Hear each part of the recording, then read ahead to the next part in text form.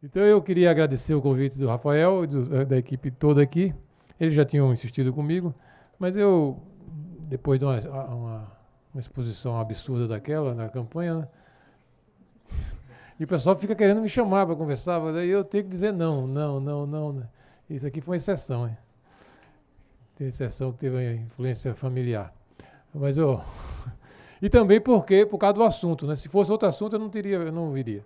Mas esse assunto, né, é tão importante que eu acho que vale a pena a gente conversar esse tempo nosso aqui. Vou fazer basicamente 3 pequenos comentários, não sei se vai dar tempo ainda a gente conversar mais um pouco depois, espero que dê, né? Depende do tempo de vocês. E o primeiro comentário sobre por que eu acho esse assunto tão importante e por que vocês têm que dar um desconto no que eu falo. Segundo, né, que eu sigo a filosofia do Gandhi de pensar, falar e fazer de forma coerente, mostrar que não é só falar, não é só pensar, é possível fazer, né, nesse assunto. Esse assunto é muito grave, né? Tem gente que acha que um assunto muito grave como esse, tão difícil, só adianta rezar. Né? É bom rezar, porque o negócio é grave mesmo, né? Mas além de rezar, dá para fazer. É isso que eu quero mostrar rapidamente no comentário segundo. E o terceiro comentário é sobre a conjuntura do clima e por que está havendo esse encontro hoje mundial exatamente nesse mês, por que esse assunto esse ano vai ser um assunto tão importante, o que é que cada um de nós mesmos, nosso governo, pode e deve fazer dentro nesse período. Então, 1, 2, 3. No 1, é importante dar o desconto, né? Porque eu já vi, tem 101 conteúdos à disposição de vocês no mundo inteiro. Esse é um assunto altamente técnico. Isso é coisa que físico, que estudou milhares de anos, escreve, climatologistas, biólogos, e eu não sou nada disso. Eu sou um mero médico sanitarista, médico de saúde pública e desde 17 anos, 18 anos, político. Político, eu estava conversando com a Aya, né? No sentido diferente do que a gente entende, né? Mas sou, né? Então eu não sou especialista nisso, né? Então, nesses 100 e tantos conteúdos à sua disposição, vocês não vão encontrar dados climatológicos, estatísticas, gráficos, provas de que a coisa está acontecendo, né? Eu posso falar por que um sujeito como eu, um homem comum como eu, um médico de saúde pública comum como eu, me interessei sobre esse assunto. E esse é o primeiro já comentário. Eu passei a vida toda ligado à questão da saúde pública no Brasil, a reforma do Sistema Único de Saúde, etc., né? Por profissão, eu, minha mulher, a vida toda. E fui deputado muito tempo, responsável pela área da saúde do Partido dos Trabalhadores, passado, né?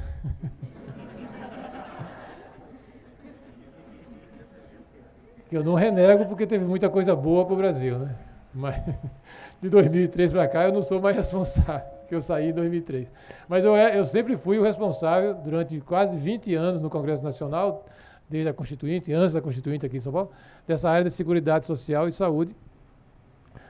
Fui secretário de Saúde 2 vezes em São Paulo, graças a Deus, né? Porque já garanti o purgatório. Não existe coisa pior no mundo do que ser secretário de Saúde. Tudo bom, Nico? Agora eu vi você disfarçado aí. Então, quando eu saí em 2003 do PT, eu fui para o PV no mesmo dia. Saí no PT de manhã e fui para o PV à tarde. Por causa desse negócio da política.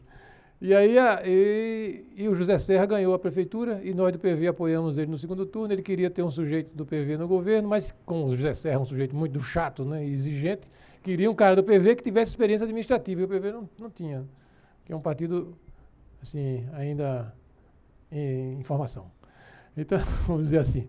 Então, mas Eduardo Jorge já foi secretário de saúde 2 vezes, então eu quero ele, mas o pessoal do PV não queria, porque esse cara acabou de entrar no PV, ele é mais PT do que PV, é um cristão novo, né?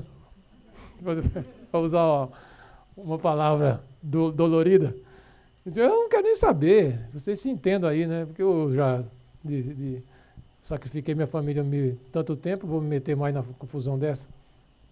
Aí o Serra e eles brigaram um tempão. Na véspera do Natal, me ligaram dizendo, resolvemos que vai ser você. Eu disse, tá, mas isso já era de madrugada. Eu disse, tá bom, agora deixa eu dormir. Mas parece que é reunião clandestina, de madrugada. Mas então, eu não sabia nada disso. Sabia sim, claro, né? Porque eu tinha sido deputado federal, fui muito amigo do Fábio Feldman, do Vitor Buarque, lá do Espírito Santo, que eram os raríssimos ecologistas que a gente tinha, né? E também eu tenho uma ligação afetiva com o meio ambiente, porque eu morei numa praia deserta quase 10 anos, tive esse privilégio. 30 quilômetros para lá, 20 quilômetros para cá, mata atrás. Então, eu tinha uma ligação afetiva com o meio ambiente, né? Quase fui médico, mas podia ter sido biólogo, veterinário. Então, eu disse, mas eu não sei nada. Não, você foi médico, você é médico, gosta de ler, gosta de estudar, aprende rápido. Então, eu estudei muito, né? E fui ser secretário de Meio Ambiente de São Paulo. Que São Paulo não é brincadeira. São Paulo é um país de 11 milhões de habitantes. É maior do que o Chile, do que Portugal, do que Cuba, do que a Suécia. Né? Não é brincadeira. Mas aí, pronto, cheguei no ponto porque, quando eu li as coisas e me embrenhei mais, eu vi que essa questão do aquecimento global, essa questão climática, a mudança climática, é uma coisa gravíssima. E quanto mais eu lia, mais eu via na minha mentalidade epidemiológica e estatística, né, e política, de como a coisa é grave e de como a gente estava dormindo em berço esplendidíssimo nessa questão, não só no Brasil, mas no mundo todo. Né? Eu fui lá falar para o Preto Serra, esse negócio é gravíssimo, né? Eu sei, ele falou, porque ele sabe tudo. Eu sei. Eu sei, então ele falou, se virem, né? Aí eu fui a uma reunião lá em Brasília, lá no Fórum Climático, né, que tinha sido criado ainda na época do Fernando Henrique, que o Lula manteve, e era uma reunião em fevereiro de 2005. 5 ministros na mesa, lá no Palácio do Planalto, inclusive alguns hoje que estão em liberdade vigiada.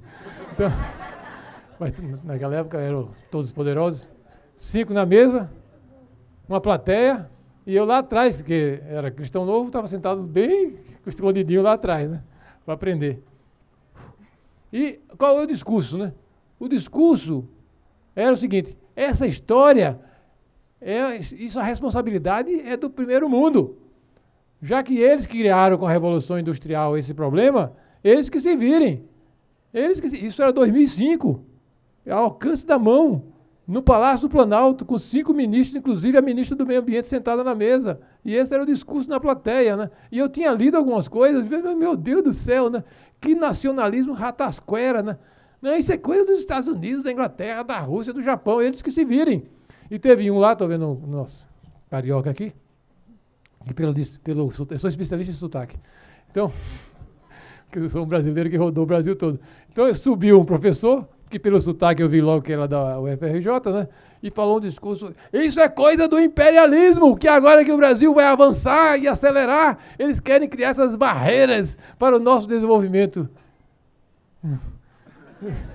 Eu saí de lá de Brasília e falei, Serra, o negócio é o seguinte, assim. E aí ele disse, e aí? E aí, qual é a sua sugestão? Eu disse, a minha sugestão é que já que São Paulo é um país, né? A gente faça alguma coisa aqui até para ajudar Brasília, né? Ajudar os outros municípios, né? Ajudar. Então, essa foi a minha entrada nessa questão. É o problema mais importante do ponto de vista político, social, econômico, religioso, o que vocês quiserem no mundo é esse.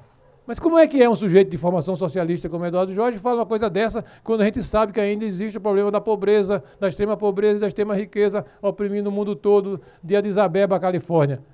Porque mesmo a questão da extrema pobreza e da extrema riqueza está ligada e é determinada em última instância, como diziam os materialistas marxistas, por essa questão. É essa questão que organiza, que determina, que vai reorganizar todas as políticas públicas, desde a agricultura até a seguridade social. Essa capacidade holística de reorganizar a forma de viver, porque o capitalismo e o socialismo, eles viveram numa época da ignorância em relação a esse problema. Porque hoje muita gente aponta o dedo para o passado, né? Os Estados Unidos, a Inglaterra principalmente, que é a locomotiva da Revolução Industrial, é a culpada. Não havia essa consciência. Pelo contrário, né? A forma de viver do capitalismo e do socialismo, que nesse ponto são irmãos siameses, né? É que os recursos naturais, minerais, da biodiversidade, estavam à nossa disposição, que abaixo de Deus, o homem. E segundo a Bíblia, depois do homem, a mulher. Isso é a Bíblia que fala. A mulher, eu não tenho nada a ver, não tenho culpa disso. Mas é uma espécie de visão antropocêntrica, teocêntrica e antropocêntrica. Teocêntrica lá em cima e antropocêntricas aqui.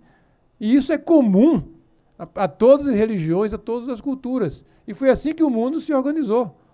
Há séculos, seculório. E o capitalismo e o socialismo não podiam se organizar de forma diferente. As coisas estavam infinitamente à nossa disposição. Os recursos eram infinitos e estavam à nossa disposição. Nem estão à nossa disposição, nem são infinitos, né? Mas isso a gente começou a saber agora, na segunda metade do século XX para cá. Portanto, não adianta ficar apontando o dedo para os culpados, entre aspas, né, do passado. É claro que a responsabilidade é diferenciada, mas não adianta, porque não havia essa consciência que hoje nós temos, porque os dados da ciência mostraram o que estava acontecendo nos oceanos, nas geleiras, no clima. Então, é um dado recente, é um dado da ciência, é uma forma de, inclusive, a política, a atuação social, as políticas públicas se abastecerem com dados científicos, né? Não que a ciência comande a política e as políticas públicas, isso não é assim.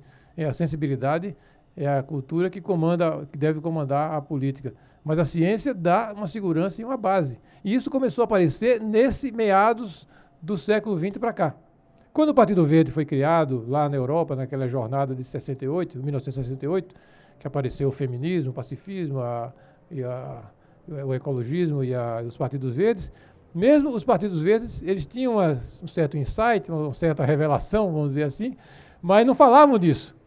A preocupação maior era com a biodiversidade, né? Era com alguns recursos que estavam aparentemente sendo esgotados, mas a questão climática, ela se configurou no final das décadas do século XX com os dados científicos. E aí a ONU, que é o centro de engenharia política mais avançada que a humanidade construiu até hoje, depois da desgraça e da debacle da Segunda Guerra Mundial, alguma coisa de bom tinha que aparecer. E apareceu a ONU, esse centro de convivência de nações, com todos os defeitos, e todo mundo mete o pau na ONU, mas ela é a maior experiência de gestão e de governança mundial que a humanidade já criou. Ela segurou isso com firmeza e, a partir dos fóruns da ONU, esse assunto começou a circular, começou a permear a discussão de vários países. Foi a ONU que puxou e que coordenou, e o mérito é dela.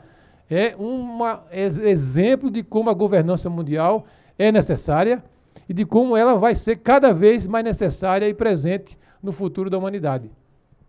Chegamos aqui, houve aquele relatório do futuro comum, que aquela primeira-ministra da Noruega coordenou, e logo depois teve um encontro no Rio de Janeiro, em 1992, que a ONU consolidou o conceito de desenvolvimento sustentável, propôs o debate sobre o clima, sobre a biodiversidade e sobre a desertificação. Foram os três grandes debates e os três grandes linhas de trabalho que a ONU tirou em 1992, no encontro do Rio de Janeiro. E aí essa questão começou a ser realmente discutida de forma mais profunda nos países. Mas mais profunda em termos, porque eu estou falando de 2005, no Brasil, onde se deu o encontro da ONU em 1992, e essa era a consciência do governo federal, de líderes de universidade, de academia no Brasil. A responsabilidade não é nossa. A responsabilidade é do anexo 1, que o protocolo de Kyoto tinha um anexo 1, onde os países como a Inglaterra, Estados Unidos, Rússia, Japão, etc., Alemanha, por causa do passado e da presença na Revolução Industrial mais forte, e, portanto, maior responsabilidade na produção de gás de efeito estufa, tinham metas de redução. E os outros países não tinham. Não tinham. Mas esses outros que não tinham, ia desde a China até Moçambique. Veja que diferença, né? E uma coisa realmente é a Alemanha, é a Rússia, é o Japão, os Estados Unidos, a Inglaterra, na responsabilidade nos últimos 200 anos. Agora, outra coisa é a responsabilidade de uma China, de um Brasil, de um México, de uma África do Sul, de uma Índia, né? Em relação a essa questão hoje, e um país como Honduras, um país como a Etiópia, um país como a Somália, né? Você não pode misturar. O Brasil não pode se esconder debaixo da saia de Honduras. A China não pode, nem cabe, né? Debaixo da saia da Somália e dizer nós somos países em desenvolvimento. No passado, que foi o comportamento que vigorou até hoje, né? E que o Brasil é conivente e foi um dos articuladores desse processo, né? Não, isso é problema do anexo 1. E nós estamos na hora de fazer o aceleramento, né? O PAC, o Programa de Aceleração do Crescimento, né? É paradigmático de um pensamento antigo, né? Capitalista e socialista, que é a mistura que o Brasil vive, né? E esse nome é muito paradigmático desse comportamento. Então, esse é o contexto enquanto que eu, como pessoa, cheguei me aproximando como secretário do Meio Ambiente, e como médico, e como pessoa, e como cidadão. É a questão mais importante do ponto de vista político, do ponto de vista social, do ponto de vista econômico. Eu estava conversando com a Nancy. Por que, mesmo na campanha, você não conseguiu colocar isso como ponto tão importante como você diz agora? Porque a consciência em relação a isso é muito reduzida ainda. E como a gente tinha um tempo muito pequeno, os debates eram muito engessados, as perguntas já estavam tudo classificadas, eram sorteadas, eu no máximo de vez em quando metia um contrabando para falar desse assunto, né? Mas por quê? Porque no dia a dia das pessoas, né? E principalmente no dia a dia de um país com diferenças tão gritantes como o Brasil, né? Essa coisa parece uma coisa para daqui a uns 10 anos, né? E eu tenho problema hoje de alimentação, de habitação, de enchente, de escola, de saúde. E eu, o povo, tenho, né? E o governo também tem. Não é que o governo seja... O governo somos nós, né? Nós somos muito parecidos com o governo, embora a gente às vezes não goste de olhar no espelho, mas a gente é muito parecido, né? Com Brasília, né? E Brasília com a gente. Então, a gente, mesmo uma pessoa como eu, que fui estudando e me aproximando, tive dificuldade e tenho dificuldade de conversar e de ter pessoas interessadas no assunto. Então, ter vocês aqui, para mim, é uma coisa muito... é um maná. Mas isso não é a média. Continua sendo uma das últimas preocupações. A ONU está fazendo uma votação agora para ajudar a discussão sobre os objetivos do desenvolvimento sustentável, que vai substituir os objetivos do milênio agora no encontro em Nova York, em setembro. E está tendo uma votação mundial dos problemas que a pessoa acha que são importantes. Até eu botei no meu Facebook, a questão ambiental está em último lugar das preocupações. É dramático, né? É dramático você ter a consciência da gravidade e da importância da questão climática, particularmente. E por que a questão climática, particularmente na questão ambiental? Porque, ao contrário de outras áreas da questão ambiental, como a biodiversidade, por exemplo, a questão climática e o aquecimento global afeta não só a natureza, mas afeta a economia, afeta o coração do capitalismo e do socialismo, porque ela afeta o lucro, afeta como a indústria vai viver, vender, como nós vamos comprar, como nós vamos viver. É uma questão muito material. A força, ainda reduzida, mas crescente da questão climática e do aquecimento global, é porque ele afeta não só o meio ambiente, mas afeta a economia e a sociedade, a forma como a gente vai viver. Ele afeta os três aspectos, o aspecto ambiental, o aspecto social e o aspecto econômico. E as empresas, principalmente as grandes empresas que não dormem de touca, que querem continuar sendo grandes empresas daqui a 20 e 30 anos, porque o pequeno empresário, coitado, ele é como a gente, né? Ele sobrevive, no máximo, pensando um ano na frente. Alguns pensando um mês na frente, alguns pensando um dia na frente, né? As grandes empresas, essas gigantes multinacionais, elas se projetam, se planejam estrategicamente. Elas já estão se movendo.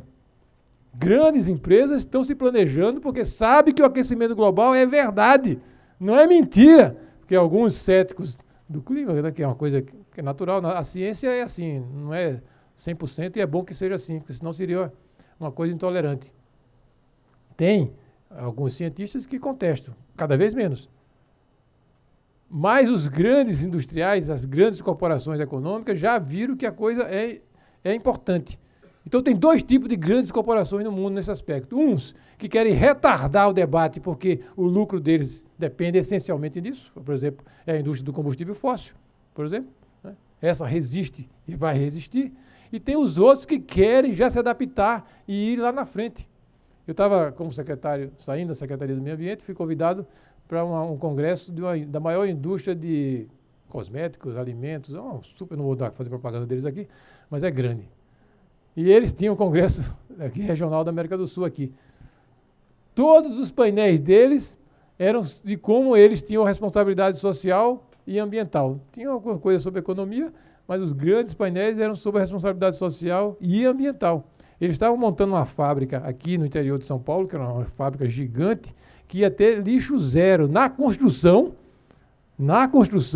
e lixo zero na produção. Entendeu? É uma coisa para fazer turismo lá e ver como é que os sujeitos estão fazendo isso. E é uma multinacional gigantesca, é a maior do setor. É a maior do setor. Então começa a haver uma discussão, principalmente nas pessoas mais livres, mais informadas, e essas grandes corporações que pensam estrategicamente, mas a consciência ainda é muito pequena. E essa é uma questão dramática. É a questão mais importante e a conscientização é pequena. Portanto, os políticos, essa fauna que tão problemática, né? E numa democracia, que nós somos, graças ao povo e a Deus, na democracia, não somos mais ditadura, eles se movem de acordo com os humores do povo, né? Não parece? Não parece, mas é, né? Porque às vezes o povo está de mau humor, né? E às vezes o povo escolhe errado, né? Mas eles se movem nessas circunstâncias e muitas vezes não sentem respaldo. Entendeu? O povo não está ligando para isso, por que eu vou ligar? Eu conto uma historinha desse primeiro capítulo, para encerrar e passar para o segundo. Eu estava, em 2005, numa reunião dos secretários, 2006, estava na reunião dos secretários municipais de meio ambiente, lá em Recife.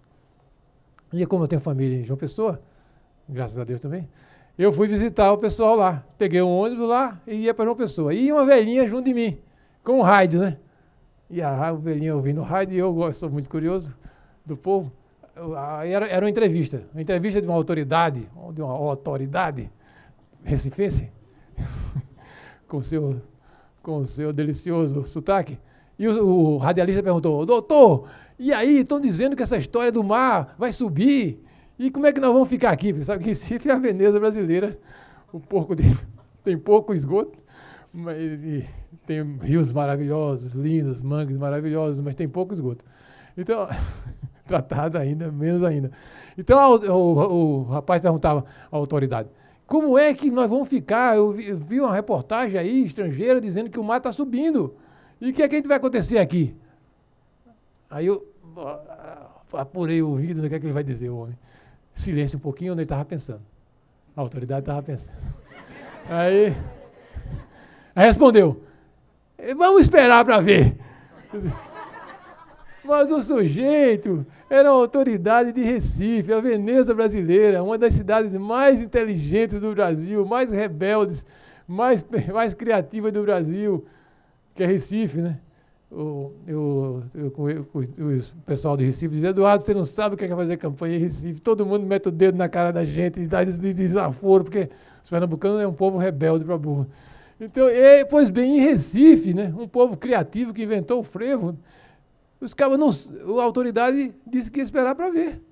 Isso era 2006. 2006, o mar já está subindo, já subiu vários centímetros, está comprovado, está na estatística, né? E eles estão esperando para ver, em Recife, se vai subir mesmo ou não.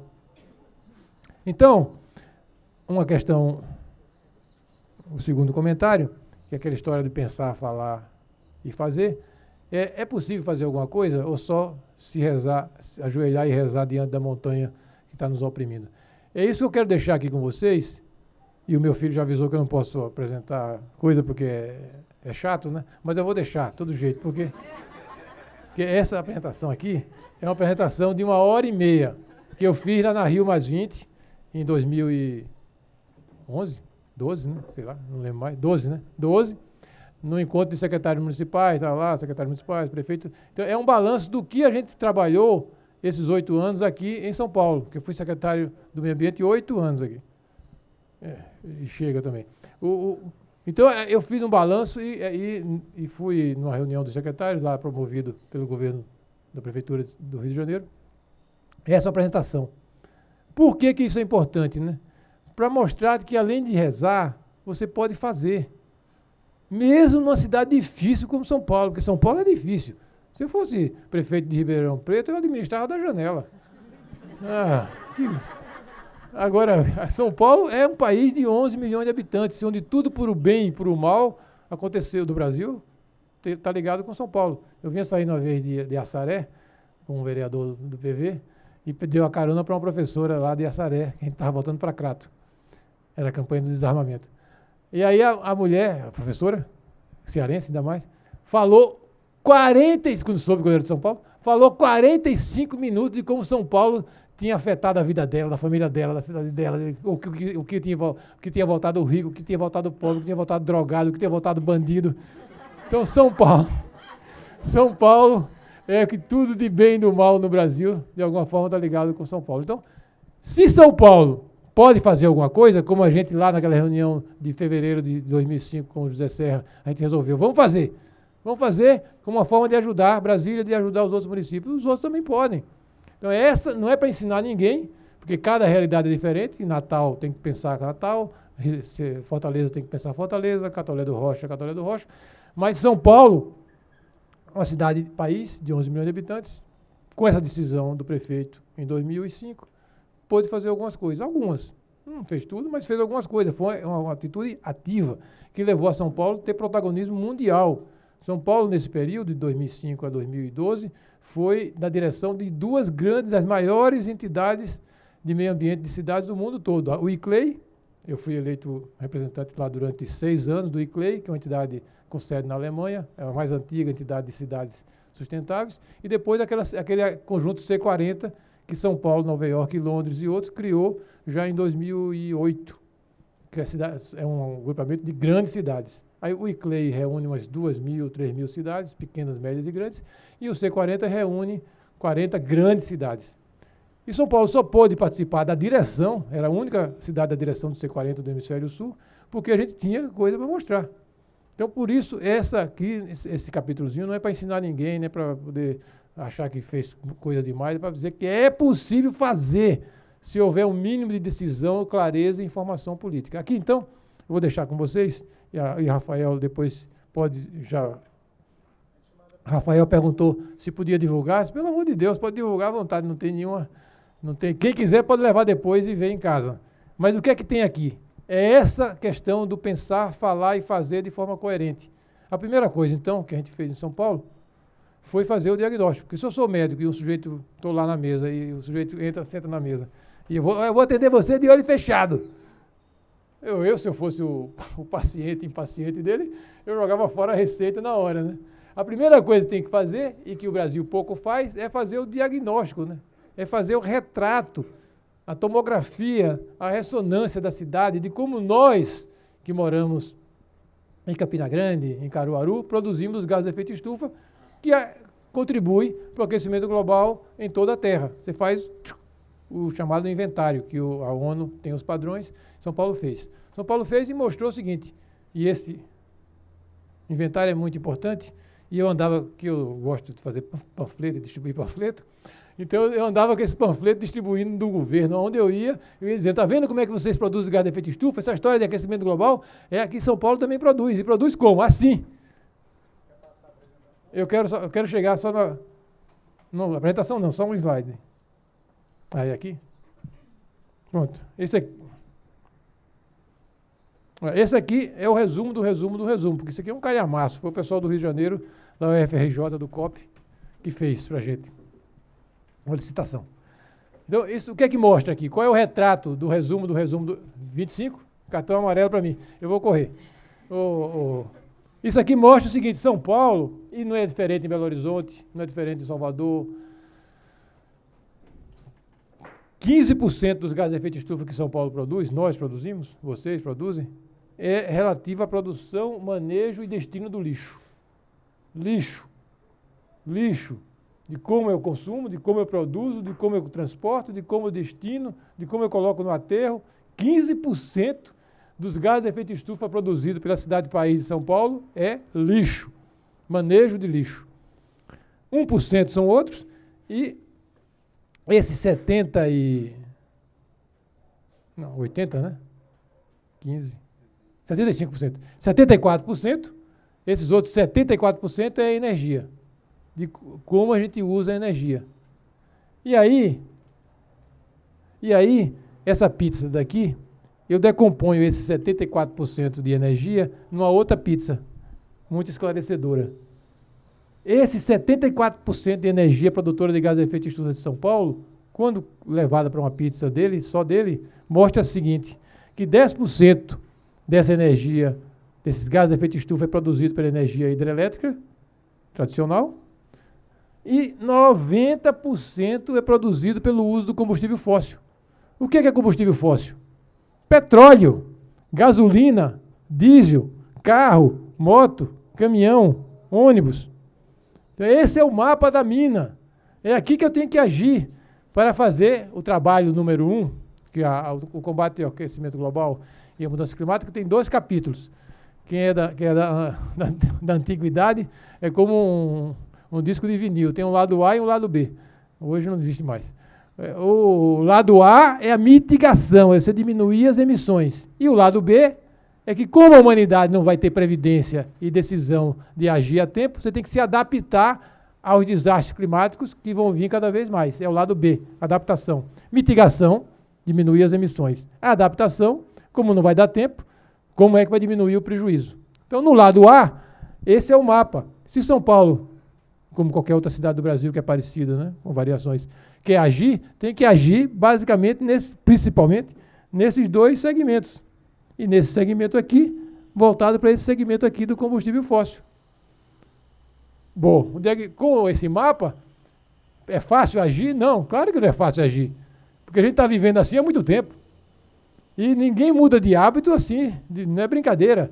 Seja rico, classe média ou seja pobre, as pessoas têm hábitos. Têm hábitos e são aferrados aos seus hábitos, sobrevivem com seus hábitos, estão adaptados aos seus hábitos, funcionam com seus hábitos. E o que a gente quer com a questão climática é que ela mude hábitos, ela mude a forma de viver, a forma de produzir, de consumir, de comprar. Só isso que a gente quer. Né? E tem que fazer isso de forma democrática. Aqui não é ditadura, aqui não tem tiro na nuca. Uma vez eu ia de Xangai, do aeroporto para Xangai, para a exposição internacional, e aquela autopista gigantesca cortando todas aquelas fazendas imensas de arroz, camponeses dos lados e lados.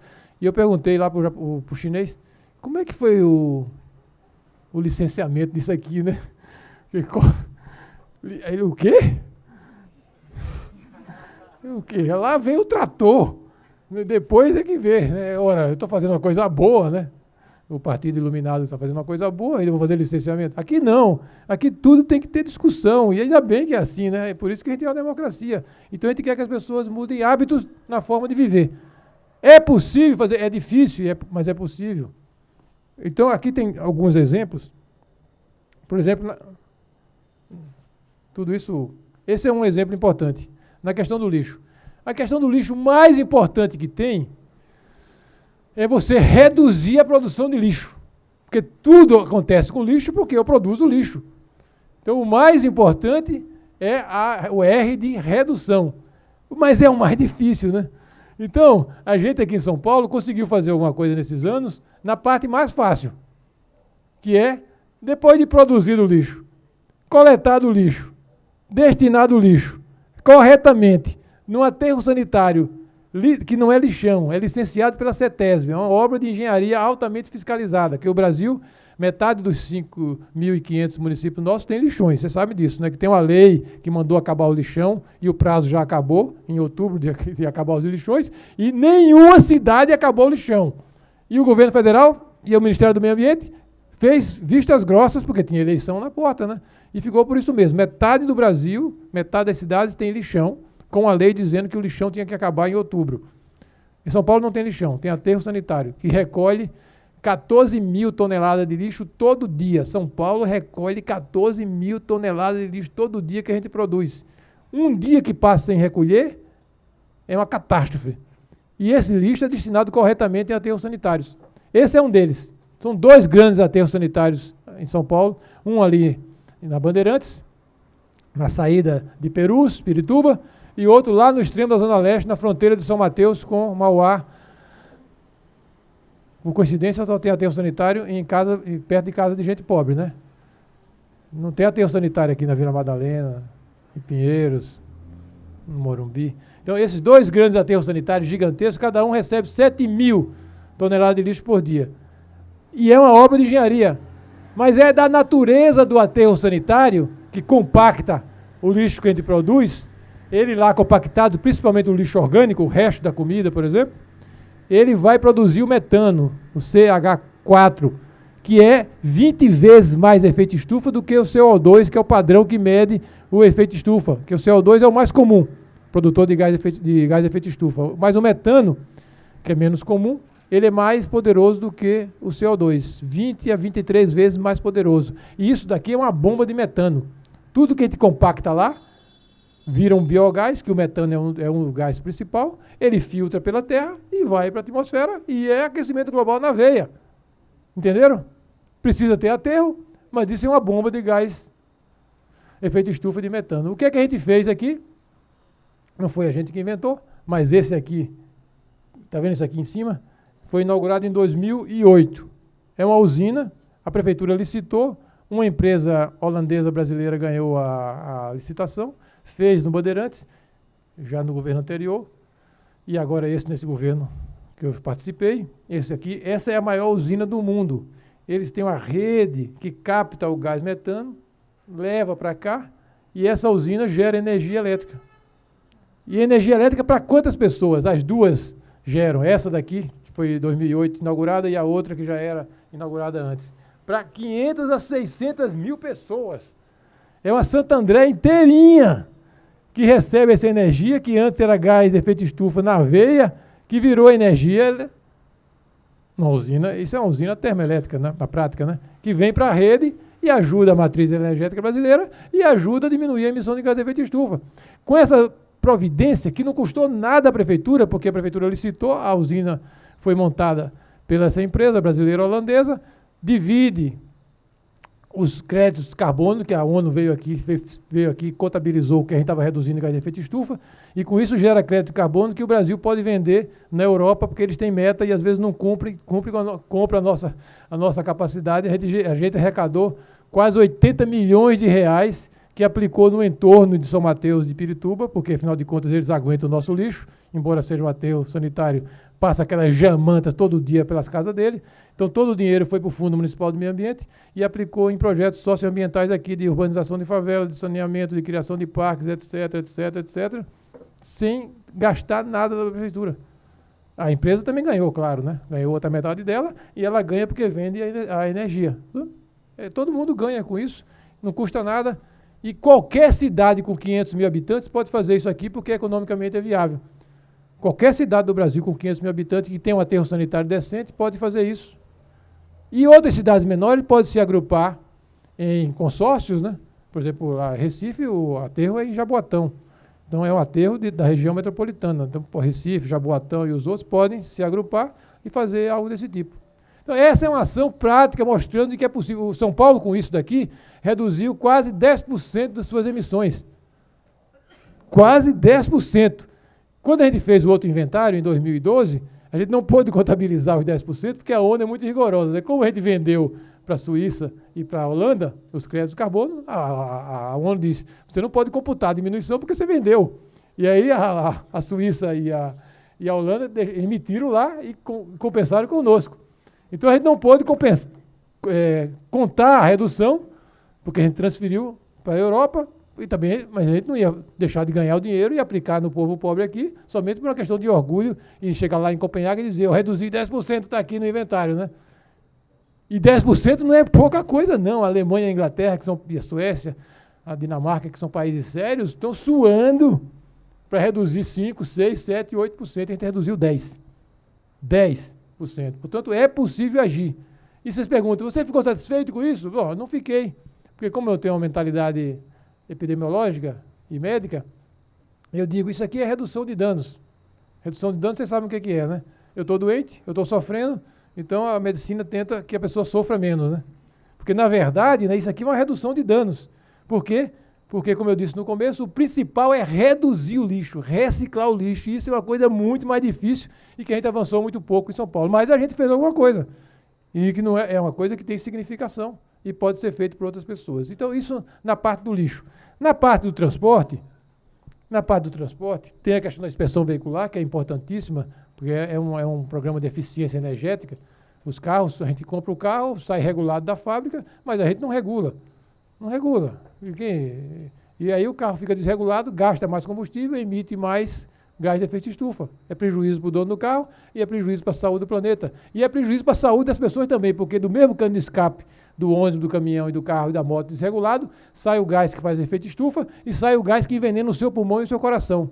Então é um programa essencial de saúde pública e de eficiência energética e ambiental, que São Paulo foi a única cidade do Brasil que fez. O Rio de Janeiro faz um pouco, mas é um programa muito antigo, né?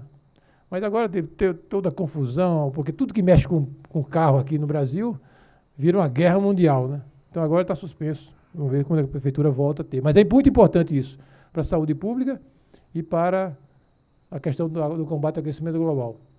Novamente, tem uma lei nacional, que é a resolução do CONAMA, que diz que desde dezembro de 2009, as grandes cidades deviam estar com a inspeção veicular implantada. Quem fez? Ninguém.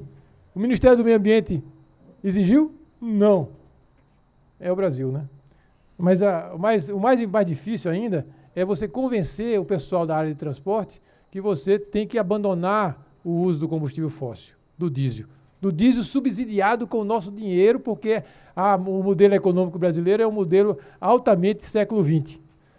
É petrolífico, é prioridade para combustível fóssil, né? Apaixonados pelo petróleo. Quando achavam petróleo, se lambuzavam de petróleo. Você viu aquela foto lá? Lambuza todo mundo de petróleo. Século XX total. Ah, Monteiro Lobato. Eu li Monteiro Lobato, não sei se vocês leem ainda. Mas Monteiro Lobato, que era o campeão do petróleo no Brasil, né? Se ele fosse vivo, né? Ele renegaria o petróleo e seria o homem da energia solar. Ele, Emílio, Visconde, eles iam ser da energia solar, não iam ser do petróleo, pelo amor de Deus, né? Mas o Brasil, os partidos políticos, e aí é um ecumenismo muito grande, né? Eles são petrolíficos. Achamos petróleo, agora nós vamos virar uma Arábia Saudita. Que coisa maravilhosa. Que coisa nacionalista, ratasquera, é uma verdadeira colocar de costas com o problema da humanidade. Ah, mas o Brasil precisa. Não, o Brasil não faz parte do mesmo mundo dos filhos de Obama, dos netos de Obama ou dos netos do primeiro-ministro da China. Existe outro planeta onde os brasileiros vão viver? A previsão em relação à questão do combustível fóssil é que a gente, para não alcançar e ultrapassar os 2 graus centígrados, que é o limite que os cientistas colocam como o limite que você passa da crise climática para o desastre climático, existe essa passagem. Nós estamos na crise climática, com os 2 graus centígrados e a subida do oceano e a acidificação do oceano, que é outro fenômeno, né, que o CO2 provoca no oceano, a acidificação do oceano. Nós passamos da crise climática para o desastre climático. Portanto, o estudo mostra o seguinte: os países que têm petróleo têm que deixar mais de 30% a 40% das reservas no chão. Tem que diminuir 30 bilhões de dólares por ano de investimento na indústria do petróleo. Por ano, durante 20 anos, para a gente chegar e tentar chegar nos 2 graus centígrados e não ultrapassar. A gente já chegou em 85, nós estamos em 0,85. O crescimento dos 200 anos para cá, já chegamos num crescimento de 0,85. Portanto, já está na metade da meta e acelerando em direção aos 2 graus centígrados. Aos 2 graus centígrados. Agora é cartão vermelho. Então veja, né? É muito difícil você convencer, numa sociedade petrolífica como a nossa, o secretário de transporte que você tem que abandonar o diesel e começar a pesquisar e investir na transição do ônibus a diesel para o transporte movido a combustíveis e energias renováveis. Levamos 6 anos conversando na Secretaria do Verde, na Secretaria de Transporte, para convencer a gente a dar o primeiro passo aqui em São Paulo. Precisou mudar 3 secretários, não por isso, né? Por outros motivos. Mas, graças a Deus, até chegar num sujeito, que é um sujeito aberto, de uma família de engenheiros muito sérios aqui em São Paulo, aquela família Branco, que não era engenheiro, era administrador, e que era um sujeito jovem, né? E ele começou a mexer nisso. E começou a mexer como, né? Procurando formas de você, numa frota de 11 mil, 12 mil ônibus, começar a ter a amostra de que é possível sair dessa escravidão do diesel. Essas são as experiências que a gente fez aqui, ó. Tudo isso do diesel para o biodiesel, para o etanol. A primeira frota de etanol do Brasil de ônibus, que a gente tem etanol para os carros, mas não tem para ônibus. Então a gente descobriu que Copenhague tem 85% rodando dos ônibus a etanol do Brasil. o etanol atravessa o Atlântico e move os ônibus de Copenhague, né? E os suecos, que não dormem de touca, tem aquelas noites enormes, inventam coisa o tempo todo, que ficam de noite fazendo de tudo de noite, você sabe, de tudo mesmo, né? Então eles inventaram um aditivo, eles inventaram um aditivo que bota no etanol e o etanol tem o mesmo rendimento do diesel. É uma coisa genial. Então a gente implantou a primeira frota de ônibus etanol aqui do Brasil, deve ter uns 120 rodando. O biodiesel, que o biodiesel de 5% de biodiesel, a gente passou para 25% de biodiesel, porque o biodiesel é 5% de bio e 95% de petróleo, é 5% limpo e 95% sujo. Então a gente passou para 20%, 25%, e isso deu certo, os ônibus aguentam os 20%, é um abatimento muito grande de diesel. O diesel da cana, que é uma invenção sensacional do Brasil, tem uma empresa brasileira americana instalada aqui em Campinas que inventou isso. Ele copia, a partir da cana, a cadeia de carbono do diesel. É uma coisa fantástica, coisa de engenheiro, de químico, industrial. E o ônibus aceita a cadeia do diesel da cana como se fosse a cadeia do diesel do carbono, do normal, do petróleo. Vocês viram a potência disso? Porque o ônibus etanol, o ônibus elétrico, eu tenho que adaptar, e é um pouco mais caro. Mas esse não, eu posso botar o diesel da cana no ônibus normal. Ele roda, e até melhor, porque é mais limpo. A gente está aí com uns 200 ônibus rodando com 10% do diesel da cana, porque eles precisam ter escala, né, para poder produzir. O trólebus, que voltou a ter aqui em São Paulo, o Brasil tinha redes enormes de trólebus, todas elas foram desativadas por causa do lobby do ônibus a diesel e do petróleo.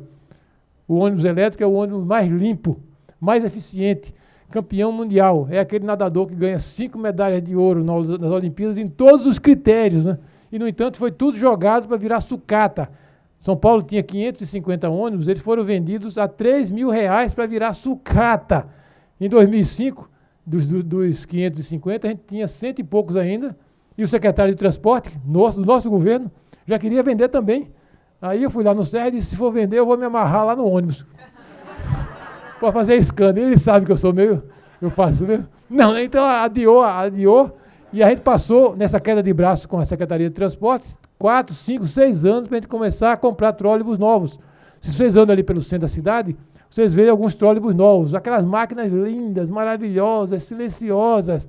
Quem mora numa rua que passa um ônibus a diesel e que passa um ônibus a elétrico sabe a diferença. Silêncio, conforto, papapi, papapá, papapá. E o Brasil jogou tudo isso fora. Recife, Porto Alegre, várias cidades tinham redes maravilhosas e o lobby do diesel acabou com tudo isso. A gente voltou a funcionar. A fábrica de trólebus do Brasil, que exportava até para Nova Zelândia, estava fechada em São Bernardo. Voltou a funcionar para vender ônibus para a gente. A gente comprou uns 100 e poucos ônibus novos. Deve ter uns 200 rodando aqui. Então, e são todas experiências mostrando que é possível agir. Dá trabalho. É claro que dá trabalho, mas a repercussão para a saúde do planeta e para a saúde pública é fantástica. É fantástica, né? O secretário de Transporte do Brasil afora, o ministro de Transportes, ele prefere o diesel porque é subsidiado, a gente dá subsídio, e quem é que paga o custo do diesel com a poluição no pulmão e no coração das pessoas? O SUS. O SUS é que paga, né? Ele exporta, ele não quer saber, esse é problema do SUS. Vai lá tentar salvar as pessoas que vão morrer com a contaminação do pulmão, do coração, com os resíduos emitidos pelo transporte movido a diesel. Portanto, são exemplos de mitigação. Não vai dar tempo aqui, mas eu passaria a questão da ciclovia, etc., a questão do urbanismo. Nós estamos agora em plena discussão do plano diretor de novo, né? E o plano diretor e o urbanismo tem tudo a ver com o aquecimento global. Há uma discussão tremenda sobre verticalização, por exemplo. Eu sou a favor da verticalização. Eu moro na Vila Mariana, né? E moro na casa, mas sou a favor da verticalização. Mas isso é uma heresia? Não. É só para provocar. Eu sei que tem arquitetos aqui, muitos, né? Eu sou a favor da verticalização. Eu sou a favor da boa verticalização. Tem a boa verticalização e tem a má verticalização. O que não pode é a cidade movida a combustível diesel, a cidade antiga, tipo Los Angeles, continuar crescendo indefinidamente e levando a burguesia para morar lá em Barueri, ou ir levando o proletariado para morar em Grajaú, em Parelheiros ou na cidade de Tiradentes. A burguesia vem com seus carros ar-condicionado, trabalhar aqui, gastando combustível fóssil. E o proletariado vem da cidade de Tiradentes e de Parelheiros, montado naqueles ônibus, movido a combustível fóssil. 2 horas nos ônibus para vir, 2 horas nos ônibus para voltar. É um modelo completamente irracional. O modelo hoje é a cidade compacta. A Secretaria do Verde foi que trouxe aqui em 2005 a primeira vez a discussão da cidade compacta. Não foi a gente que inventou. Estados Unidos, Dinamarca, a Suécia já estavam discutindo isso há muito tempo. E isso foi tido como... Vocês estão trabalhando para a indústria imobiliária. Né? Esses vilões da indústria imobiliária aqui, eu estou falando em corda em casa de enforcado. Mas, são os vilões. Eu não tenho nada a ver com esses vilões. É uma questão racional. Havia um modelo antigo, que era o modelo da cidade infinita, movida a diesel, movida a gasolina, e agora, com o aquecimento global, a cidade tem que ser compacta, com uma vantagem. Se eu faço uma boa verticalização, eu vou poder conviver o comércio, o trabalho e a moradia.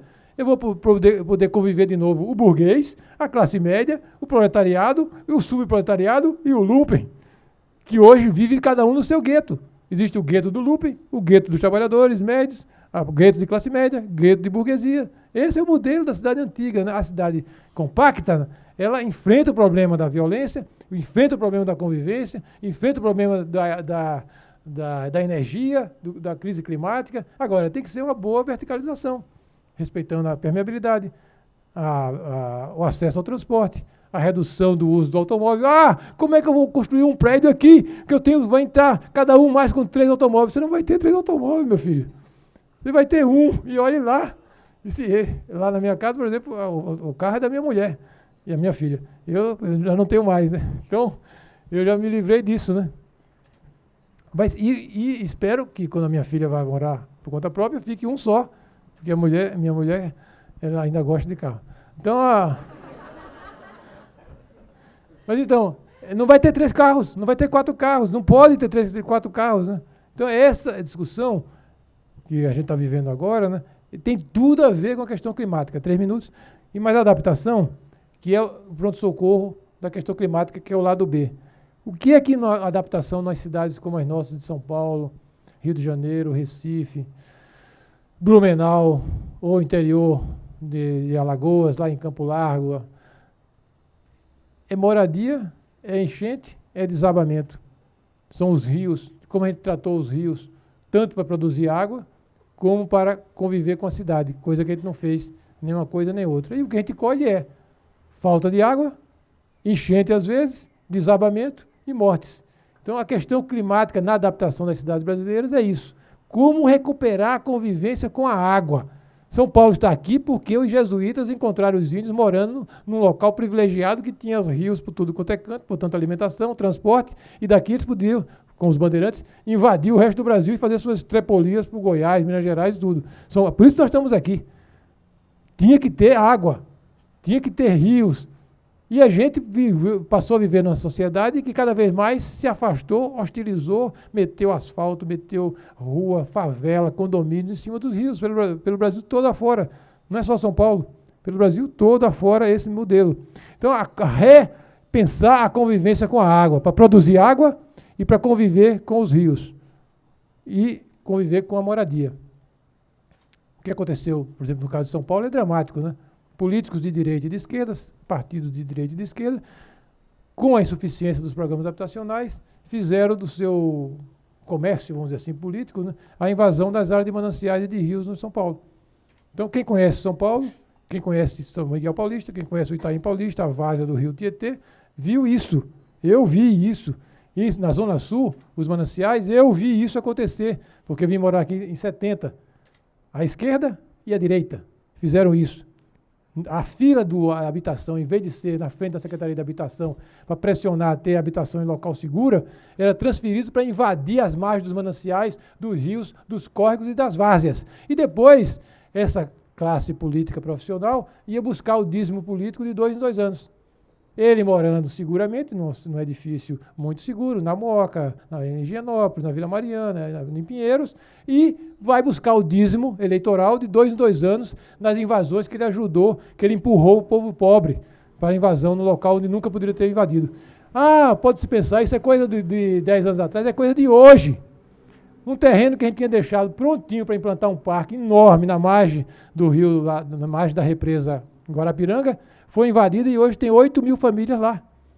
8.000 famílias invadidas por um movimento que se diz de esquerda e que depois vai para a rua reclamar porque falta água. É o duplo pensar. É George Orwell total. Invadem a represa, a margem da represa, empurram o povo pobre para a margem da represa e depois vai para a rua reclamar que falta água. Então isso é a principal questão de como equacionar. Como você recuperar a convivência com as águas, você mapear quem está em área de risco, começar a retirar quem está em área de risco, que corre o risco de morrer por desabamento e inundação, e providenciar a habitação segura. Essa é a prioridade número 1 de um programa habitacional na cidade como Rio de Janeiro, como São Paulo, como Salvador. E não deixar invadir. Não deixar invadir. Isso, às vezes, parece que é pouco simpático, mas, pelo contrário, é uma política altamente popular, porque vai impedir que o povo pobre morra por enchente, por desabamento, vai direcionar a fila para onde deve ser direcionado, que é na casa do prefeito, na prefeitura, no secretário de habitação, e vai produzir a recuperação da produção de água para todo mundo, porque não inventaram pobre, nem rico, nem classe média que vive sem beber água. Não existe, né? Nesse ponto nós estamos equiparados, burguesia e proletariado, todos precisam beber água. É um patrimônio nosso. Então é isso que a gente tentou fazer, que vocês vão ver aqui, com a criação de parques, criação de parques lineares, fiscalização para não deixar haver invasão nas áreas de risco e nas áreas ambientais. Isso é adaptação. Portanto, eu termino aqui esse segundo comentário e passo para o terceiro, mas só para dar um flash. Nós vivemos, então, esse ano de 2015, um momento muito especial. Vai ter um encontro em Paris, em dezembro. Está tendo reunião praticamente de 2 em 2 meses, patrocinado pela ONU, para tentar recuperar e rediscutir a governança mundial em relação ao meio ambiente. E a gente precisa ter um movimento no Brasil. Foi uma vergonha quando lá, no ano passado, no encontro da ONU, em setembro, da Assembleia da ONU, teve manifestações com milhares de pessoas em Nova York, em Paris, em Londres, pressionando a ONU pela questão ambiental e do aquecimento global, e aqui em São Paulo teve 200 pessoas na manifestação. 200. No Rio de Janeiro teve 1.000, mas era em Ipanema. Devem ter arrastado o pessoal que estava ali. É ridículo, né? Foi 1.000 em Ipanema e 200 em São Paulo. Veja, né? Esse é o último ponto, eu termino dizendo que a gente tem que ter um movimento desse tipo. E tem que ser um movimento, tem alguns movimentos ligados aos empresários se reunindo, o Ethos tem um encontro de um fórum climático, o Greenpeace faz alguma coisa, mas na sociedade brasileira como geral, essa questão, do ponto de vista político, eu digo que não existe. Eu participei, por uma questão só de hábito, né, daquelas grandes manifestações lá que a gente teve, aquelas das ruas, eu ia assistir aquilo lá só para assistir e ver como é que era. Nunca vi nenhuma palavra de ordem em relação ao aquecimento global, à crise climática, ao movimento do clima, nenhuma. Então, vocês,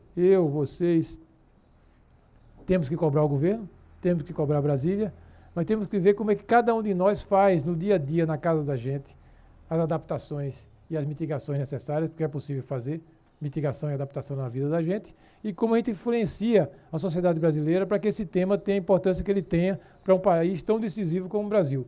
O Brasil é um país importante. A palavra do Brasil é ouvida, é respeitada, né, nessa questão ambiental, principalmente porque a gente tem um patrimônio da humanidade conosco, a Amazônia, que é uma coisa extraordinária. Os militares ficam nervosos quando eles dizem que é um patrimônio da humanidade, mas é sob nossa responsabilidade. Então o Brasil é um país importante. E nessa conjuntura de 2015, esse tema vai ser o tema mais importante. Vai continuar discutindo Petrobras, esses problemas todos aí de Brasília, essas crises todas, mas há a necessidade desse diálogo entre todos os partidos, entre todos os movimentos, e criar um movimento no Brasil mais forte, mais consistente, mudando o dia a dia da gente dentro de casa, mudando a nossa participação no bairro e a nossa relação com esse tema em relação aos governos.